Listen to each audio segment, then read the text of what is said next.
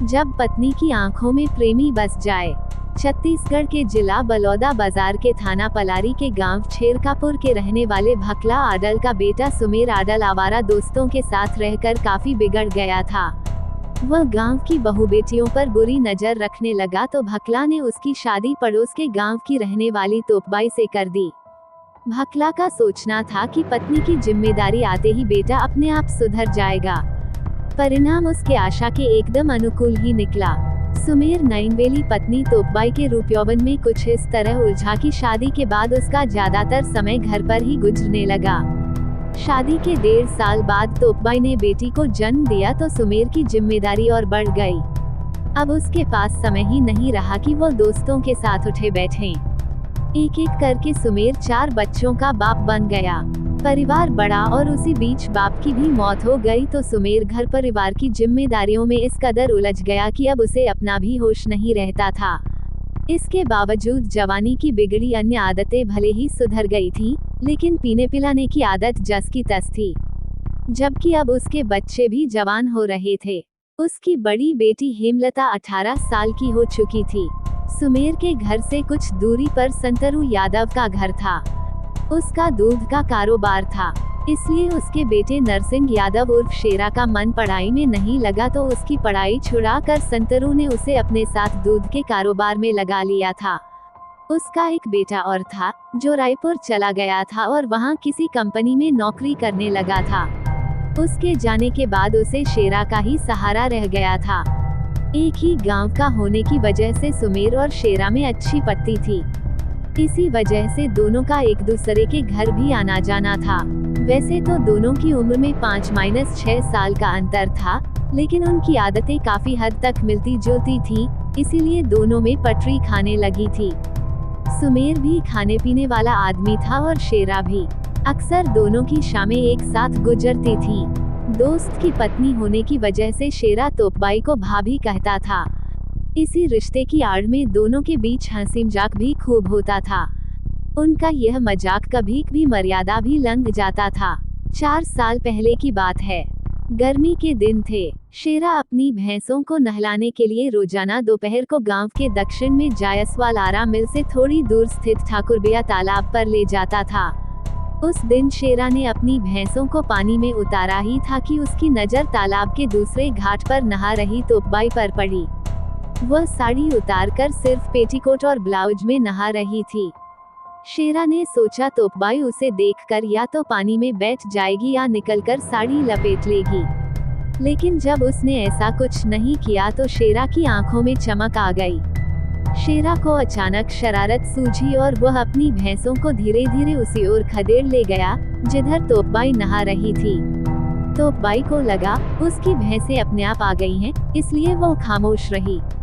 शेरा ने भैंस के ऊपर पानी डालने के बहाने एक अंजोली पानी तोपबाई के ऊपर भी उछाल दिया।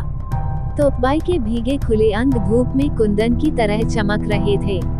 उस स्थिति में वह कुछ ज्यादा ही सुंदर लग रही थी। पहली बार तो तोपबाई कुछ नहीं बोली, लेकिन जब उसने दोबारा यही हरकत की तो वह उसकी शरारत भांप गई। बिल्लोरी आंखों से शेरा को घूरते हुए बोली, क्यों शेरा, तुम्हें दिखाई नहीं दे रहा है क्या कि मैं नहा रही हूँ? क्यों नहीं दिखाई दे रहा है भाभी? पानी में भीगकर इस धूप में तो आप कुंदन की तरह चमक रही हैं। तुम मेरे ऊपर पानी क्यों उछाल रहे हो? तोपबाई ने मुस्कुराते हुए कहा, भाभी, मैं पानी आपके ऊपर नहीं, भैंसों के ऊपर उछाल रहा था, जिससे उनकी गर्मी थोड़ी शांत हो जाए। उसी में से थोड़ा पानी आप पर भी चला गया होगा।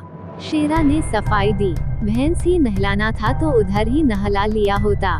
तुम्हें पता नहीं यहाँ औरतें नहाती हैं। तोपबाई ने बनावटी प्रतिरोध किया, अरे ये भैंसें भी तो औरतें हैं। मैं तो इन्हें उसी ओर ले गया था, ये खुद ही अपने घाट पर आ गईं। अब इन्हें छोड़कर मैं कहाँ जा सकता हूँ? ठीक है, मैं ही जा रही हूँ। तुम अपनी भैंसों की गर्मी शांत करो। आपकी गर्मी बड़ी जल्दी शांत हो गई भाभी। मैंने तो सोचा था कि अभी आप नहाएंगी, लेकिन आपकी गर्मी तो पानी का छींटा पड़ते ही शांत हो गई। शेरा ने यह बात जिस अंदाज में कही थी, तोपबाई को उसका मतलब समझते देर नहीं लगी। उसने कहा, मेरी गर्मी पानी? से शांत नहीं होती, उसके लिए मर्द चाहिए। हिम्मत है मेरी गर्मी शांत करने की। मौका मिला तो जरूर कोशिश करूंगा भाभी, शेरा ने कहा। मौका तो दीजिए, उसके बाद देखिए मेरी हिम्मत को। इसके बाद बात खत्म हो गई। लेकिन शेरा का जब भी तोपबाई से सामना होता, शेरा अभिवादन करके ये कहना नहीं भूलता, भाभी गर्मी शांत करने का कब मौका दे रही हो। उसी बीच गांव में छत्तीसगढ़ी नाच गाने का प्रोग्राम बना। जिस दिन नाच गाना होना था, सुबह शेरा तोपबाई के दरवाजे से गुजरा तो आंगन में बैठी तोपबाई उसे दिखाई दे गई। दरवाजे के पास से ही उसने कहा, राम राम भाभी जी, क्या हालचाल है, क्या कर रही हैं? तुम भी अजीब सवाल करते हो, देख नहीं रहे हो बैठी हूँ। वो तो देख रहा हूँ, मेरा मतलब कुछ और था। मैं तो गर्मी। शेरा की बात पूरी होती उसके पहले ही तोपबाई ने कहा, देवर जी अभी तुम जाओ, रात में नाच देखने आऊंगी, वहीं मिलना। शेरा का वह दिन बड़ी मुश्किल से बीता। रात 10 बजे के बाद नाच गाना शुरू हुआ तो तोपबाई ने सुमेर से कहा, चलो नाच देखने नहीं चलोगे क्या? तुझे नाच देखने का बड़ा शौक है तो तू जा, अभी मेरा मन नहीं है। नाच पूरी रात चलेगी, मन होगा तो आ जाऊंगा, सुमेर ने कहा। तोपबाई तो यही चाहती थी, इसलिए वह तुरंत निकल गई। वह नाच देखने थोड़े ही गई थी, वह तो शेरा से मिलने गई थी, इसलिए वहां पहुंचते ही शेरा को खोजने लगी। शेरा भी उसी को खोज रहा था, इसलिए उन्हें मिलने में देर नहीं लगी। मिलते ही शेरा उसे गांव के बाहर बने स्कूल में ले गया। प्रोग्राम पहले से ही तय था, इसलिए शेरा पहले ही वहां दरी बिछा आया था। दरी पर बैठते हुए तोपबाई ने कहा, शेरा मैं ज्यादा देर तक रुक नहीं सकती, इसलिए जो भी करना है जल्दी करो। अगर सुमेर नाच देखने आ गया तो मुझे वहां न पाकर शक करेगा। वैसे भी वह बड़ा शक्की आदमी है। भाभी जी आप उसकी चिंता ना करो, मैं हूं ना, मैं सब संभाल लूंगा। आखिर मेरी उससे दोस्ती जो है। शेरा भी कहाँ समय गंवाना चाहता था, इसलिए उसने तोपबाई को बाहों में भर लिया। इसके बाद वासना का ज्वर उमड़ा तो जल्दी ही शेरा को एहसास हो गया कि तोपबाई सचमुच हुस्न के गोले छोड़ने वाली तोप है। वासना का तूफान शांत हुआ तो अधखुली आंखों से शेरा की ओर देखते हुए तोपबाई ने कहा, शेरा आज मैं तुम्हारी कायल हो गई, तुमने सचमुच मेरी गर्मी शांत कर दी। भाभी तुम भी कम नहीं हो, मेरे भी छक्के छुड़ा दिए, शेरा ने कहा। कपड़े ठीक करते हुए तोपबाई उठी, अब मुझे चलना चाहिए, लेकिन जाने से पहले एक बात का जवाब जरूर चाहूंगी, कहीं तुम मुझे मंझधार में तो नहीं छोड़ दोगे? मैंने अपनी इज्जत तुम्हारे हवाले कर दी है। भाभी जैसा तुम सोच रही हो वैसा कुछ भी नहीं होगा। हमारे तुम्हारे बीच आज जो संबंध बने हैं वह ताउम्र बने रहेंगे।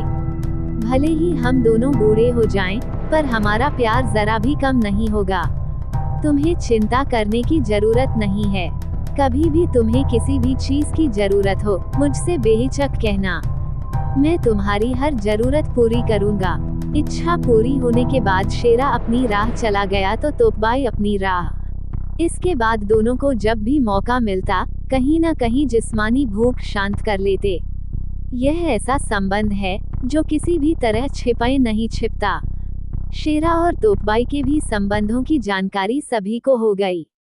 मजे की बात ये थी कि तोपबाई जहां 4 बच्चों की मां थी, वहीं उसका प्रेमी शेरा भी 2 बच्चों का बाप था। उसकी पत्नी संतोषी को तीसरा बच्चा होने वाला था। जब इस बात की जानकारी संतोषी को हुई तो उसने पूरा घर सिर पर उठा लिया। उसने शेरा को समझाया भी, लेकिन उस पर पत्नी के समझाने का कोई असर नहीं पड़ा। जल्दी ही हालत ये हो गई कि संतोषी अगर तोपबाई का नाम ले लेती तो उसे गुस्सा आ जाता और वह उसकी पिटाई कर देता। दूसरी ओर सुमेर भी पत्नी की बदचलनी से शर्मिंदा था, लेकिन उसे शराब की ऐसी लत लगी थी कि वह अपनी कमाई का आधे से ज्यादा पैसा शराब में उड़ा देता था।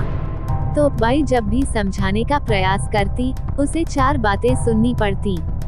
घर में बच्चे बड़े हो चुके थे, इसलिए सुमेर तोपबाई पर सख्ती नहीं कर पा रहा था। शायद इन्हीं वजहों से तोपबाई और शेरा के संबंधों में कोई रुकावट नहीं आई। जब पानी सिर से ऊपर जाने लगा तो सुमेर ने तोपबाई के घर से बाहर निकलने पर पाबंदी लगा दी। वो खुद तो उस पर नजर रखता ही था, इस काम में बेटी भी उसकी मदद करती थी। सुमेर और बेटी की निगरानी से तोपबाई परेशान हो उठी। अब वो पहले की तरह शेरा से नहीं मिल पा रही थी। शेरा भी तोपबाई से मिलने के लिए बेचैन रहता था। शेरा को पता था कि सुमेर ने उस पर घर से बाहर निकलने पर पाबंदी लगा रखी है। दोनों की छटपटाहट बढ़ी तो एक दिन तोपबाई ने कहा, शेरा, अगर तुम चाहते हो कि मैं पूरी तरह से तुम्हारी हो जाऊं तो तुम्हें सुमेर को रास्ते से हटाना होगा। शेरा भी तोपबाई के लिए बेचैन था, इसलिए वह इसके लिए भी तैयार हो गया। 25 जुलाई 2014 को शेरा के एक रिश्तेदार के बेटे का जन्मदिन था। शेरा जन्मदिन की पार्टी में शामिल होकर रात 9 बजे के आसपास घर लौट रहा था, तभी बजरंग चौक के पास उसकी मुलाकात सुमेर से हो गई। उसे देखते ही शेरा के दिमाग में उसे ठिकाने लगाने का विचार आ गया।